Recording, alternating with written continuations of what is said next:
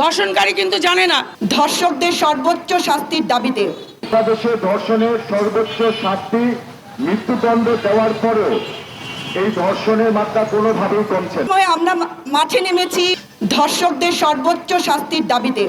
একজন ভিকটিম জানে তার নিজের অবস্থা, একজন ধর্ষণকারী কিন্তু জানে না সে হুজুগের মাথায় মুহূর্তে কি করে ফেলে, কিন্তু একজন ধর্ষিতার পরিবার জানে এটা আজীবনের ভোগ করার।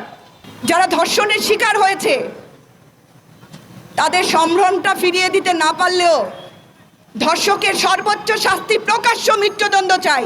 2020 থেকে 2024 সাল সাবেক ছাত্রদলের বক্তব্য দেওয়ার আসলে কিছু নাই, কিছু কথা আইনের শাসন প্রতিষ্ঠায় এই সরকার ব্যর্থ হয়েছে বা যারা এই দায়িত্ব রয়েছে তারা ব্যর্থতার পরিচয় দিচ্ছে। তার নিরাপত্তা দেয়া। আজকে ওই জায়গা থেকে আমি বলতে চাই যে যদি আমার মেয়ের হতো, জানে না কখন কিভাবে কে কাকে ধর্ষণ করতেছে। এই জন্য এটা হচ্ছে মানবিক অবক্ষয় সংগঠিত হতে পারে।